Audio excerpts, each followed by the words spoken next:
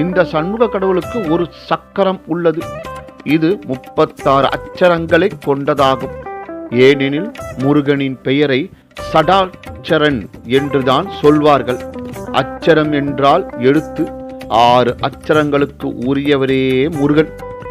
இந்த அச்சரங்களில் 36 அச்சரங்களை, அதாவது எழுத்துக்களை கொண்ட எந்திரங்கள் எங்கு இருக்கின்றது என்றால் 2 கோவில்களில் உள்ளது.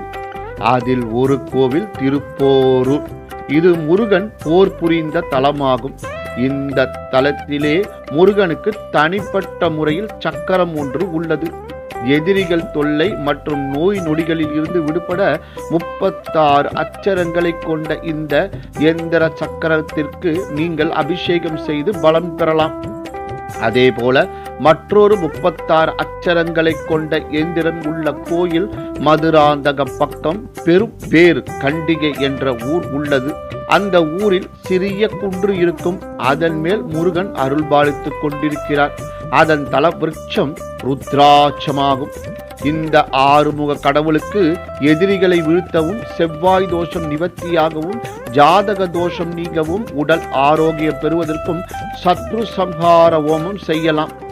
இந்த ஓமத்தில் மலர்கள் 6, தருக்கள் 6, விதைகள் 6 போன்ற பொருட்கள் எண்ணிக்கை 6 கொண்டதாக பயன்படுத்தப்படுகிறது.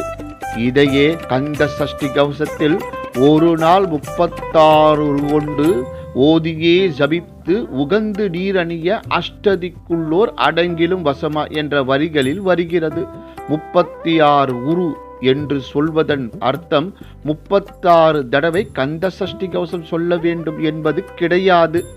நான் மேற்கூறிய அந்த 36 அச்சரங்களில் ஒவ்வொரு அச்சரத்தையும் 6 முறை ஜபித்து மொத்தம் 36 முறை ஜபித்துவிட்டு கந்த சஷ்டி கவசத்தை ஜபித்தால் கந்த சஷ்டி கவசத்தை 36 தடவை ஜபித்த முழு பலன் கிடைக்கும் என்பதுதான் இதனுடைய அர்த்தம். முருகனுக்கு உகந்த சஷ்டி திதி அன்று சத்ரு சம்ஹார ஓமத்தை செய்தால் மிக பெரிய பலன். குழந்தை பேறு, அறிவு கூர்மை, நோய் நொடி இல்லாத ஆரோக்கியமான மனபலம், எதிரிகளின் தொல்லையில் இருந்து விடுதலை, ஆயுள் ஆரோக்கியம் அனைத்துமே கிடைக்கும்.